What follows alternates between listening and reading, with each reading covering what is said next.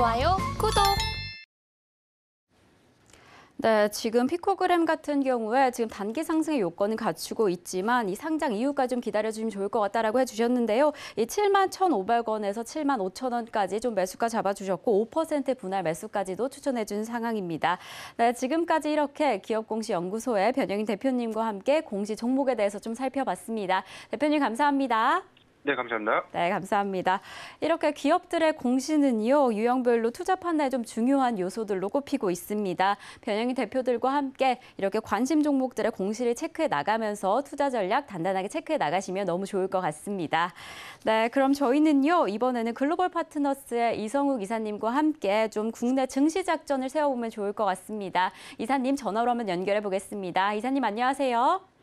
네, 안녕하세요. 네, 이사님 안녕하세요. 저희가 지난 장에서 국내 증시 상승하는 모습도 보여줬고 우리 증시 어떻게 흘러가게 될지 우리 증시장 함께 살펴보면 너무 좋을 것 같은데요. 이사님께서 포착하신 이 국내 증시의 이슈, 오늘 어떤 내용일지 좀 분석해보면 너무 좋을 것 같습니다. 첫 번째 이슈로는 바로 미국 시장 신고가에서 살펴볼 수 있는 주요 업종의 흐름 좀 살펴봐 주시면 좋을 것 같은데요. 어떤 업종의 흐름을 좀 살펴봐 주실까요?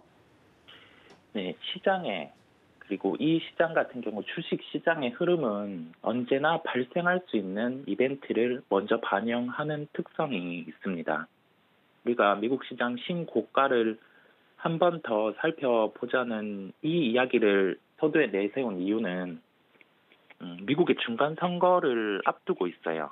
현재 정권을 가지고 있는 민주당 같은 경우에 반대로 이제 공화당 같은 경우가 기존에 내세우던 정책 같은 경우가 뭐 에너지라든지 제약바이오 쪽에 유리한 그런 정책들을 내세웠었습니다. 근데 이 정책 같은 경우가 중심이 되어서 시장에 반영된 게 아니라 민주당의 정책 같은 경우는 신재생에너지에 우위적이었고 약과 관련된 부분은 좀 제약바이오 업종에게는 좋지 않은 그런 정책이 중심이 되어 왔습니다. 그렇다 보니 지금 시장에서 제약바이오 업종 같은 경우 작은 스몰캡 종목이 주가가 강세를 나타내는 게 아니라 시총이 큰 종목들, 암젠이라든지 엘라릴리 이러한 종목들이 강세를 지속하고 있습니다. 5년 내 신고가를 나타내고 있고요. 에너지 업종 같은 경우 쉐브론이라든지 엑스모빌 이러한 종목들이 5년 내 신고가를 나타내고 있습니다. 즉 미국 시장 같은 경우는 시총 상위의 제약바이오, 그다음에 에너지 업종 같은 경우가 강세를 나타내고 있고 여기에서 우리가 살펴볼 수 있는 점은 시장은 공화당의 중간선거 승리를 반영을 하고 있는 것으로 보입니다. 그러면 우리가 여기에서 한번 생각을 해볼게요. 우리나라 시장 같은 경우는 지금 3분기 실적 시즌입니다.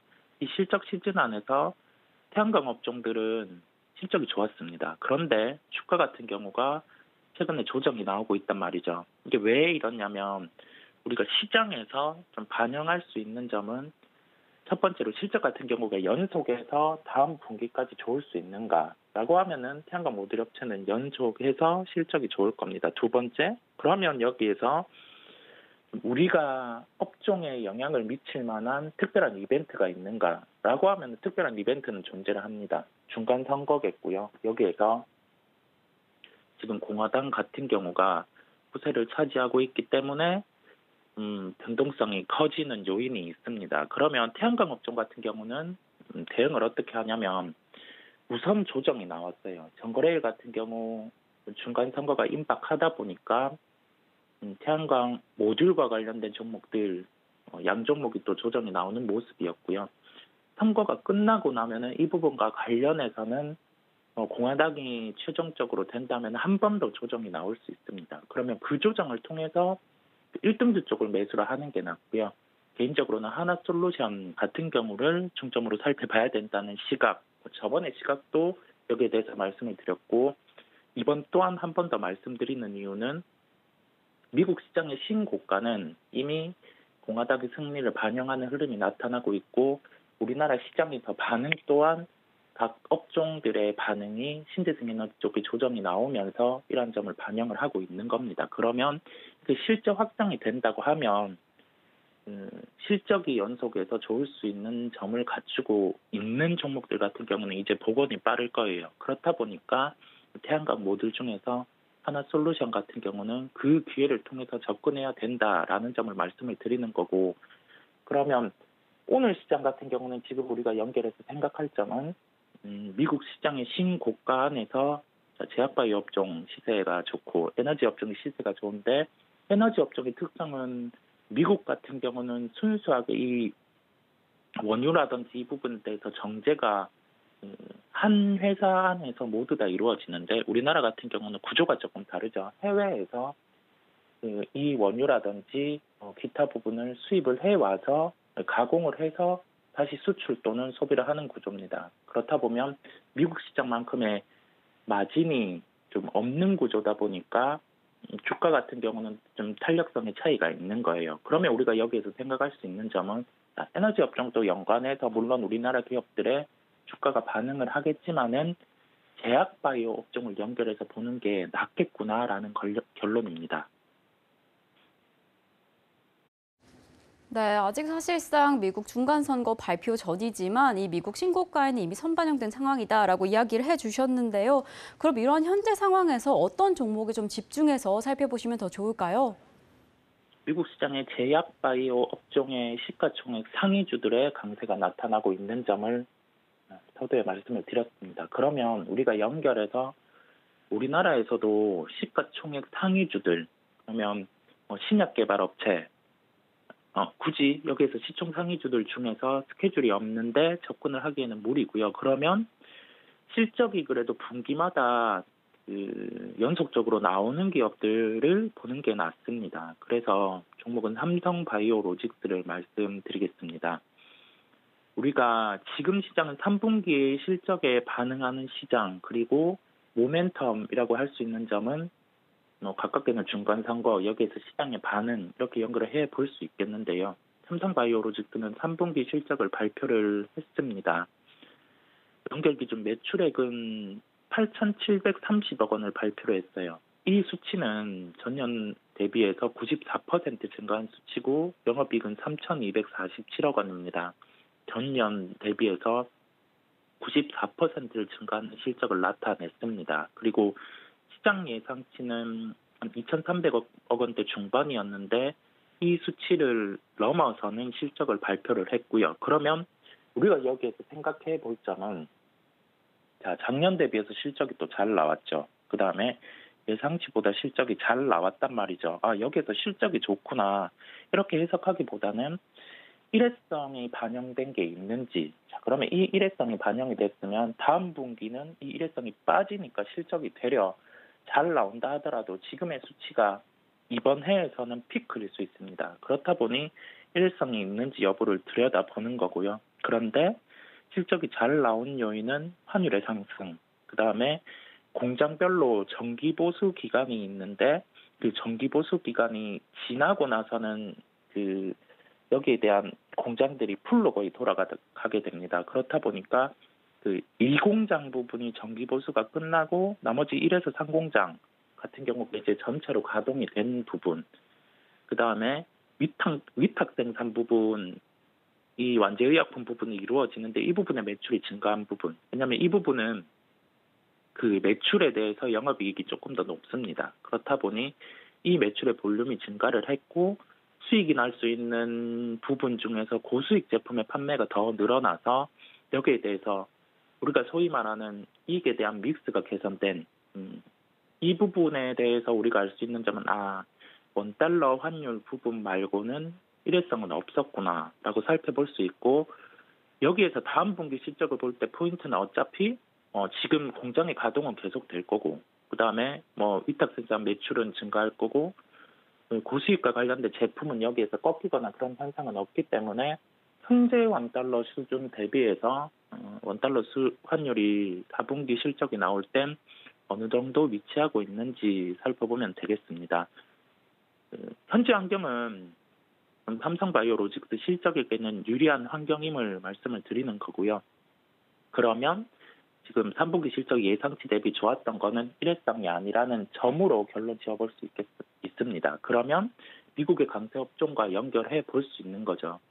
제약바이오 업종의 강세가 지속이 되고 우리나라 시장 안에서 주가가 빠져 있는 것도 봐야 되겠지만은 좀 상승 추세에 있는 제약바이오 업종 중에서 종목을 볼 필요가 있겠고, 전거래일 제외하고는 10일 거래일간 외국인 매수가 유입이 되고 있습니다. 즉 분기 실적 같은 경우는 다음 분기도 긍정적일 수 있고, 미국의 제약바이오 업종도 강세를 나타냈고, 그러면 기술적인 흐름, 수급 흐름까지 하락보다는 상승할 수 있는 구간까지 와 있기 때문에 접근이 가능하다는 결론이겠고요. 가격 접근은 87만 6천 원대 접근 가능하다는 결론입니다. 네, 오늘 좀 집중하시면 좋을 특징주로 삼성바이오로직스 잡아주셨는데요. 이 3분기 실적 발표에 따르면 영업이익과 매출까지 좀 상승한 모습 보여진다고 해주셨습니다. 이러한 상승세가 단순한 일회성 요인이 아니라 이 4분기 실적 발표까지 좀 기대할 수 있는 상황인 만큼 오늘 시장 안에서 삼성바이오로직스 좀 집중하시면 너무 좋을 것 같습니다. 그럼 저희는 바로 이어서 다음 이슈 좀 만나보도록 하겠습니다. 이 미국뿐만 아니라 다른 신흥국 시장 대비해서 우리 시장이 지금 좀 강세를 보이고 있는 이유가 좀 있을까요? 지금 시장이 아무래도 수급적인 요소가 큰 것 같아요. 그다음에 강달러 안에서 우리나라 워낙 환율이 좀 변화가 있었다 보니까 달러 환경이 변하면서 이 요인까지 긍정으로 미치는 것으로 보입니다. 신흥국 시장의 리밸런싱 자금이 시장에 영향을 미쳐서 10월 한 10일경부터 계속 유입이 되고 오고 있고요. 이 자금은 11월 중순까지 유입될 가능성이 높습니다. 그렇다 보니 시장은 좀 빠졌다가 계속 반등이 나타나는 걸 우리가 실제 시장의 흐름으로 확인을 할 수 있고요. 그러면 이 시장 안에서 대형 같은 경우는 일단은 시총 상위 쪽으로 자금이 유입이 돼요. 그리고 나서는 그 해외 자금이 개별주를 찍어 산다는 게 아니라 3분기 실적이 마무리되는 시점 안에서는 분기별로 올해 연간으로 나올 수 있는 실적들이 추정이 됩니다. 그러면 그 외국인 입장에서도 무작정 이거를 사는 게 아니라 어느 정도 실적 추산을 대입을 해서 여기에서 좀 캡을 씌우고 수급을 넣는 그 흐름이 있다 보니까 3분기 실적 이후에는 좀 시총 상위주들보다는 개별주들이 강세가 나타날 가능성이 높아요. 여기와 연결해서 좀 종목들이 빠져있는 종목들 같은 경우도 작은 이벤트로도 주가가 반응할 수 있다는 점을 시각을 확대해서 생각할 필요가 있겠습니다. 네, 정말로 이러한 달러 환경으로 인해서 우리 주식시장 다소 반등하는 모습 보여지고 있는데요. 그럼 이러한 상황 속에서 조금 더 집중하시면 좋을 특징주는 뭐가 있을까요?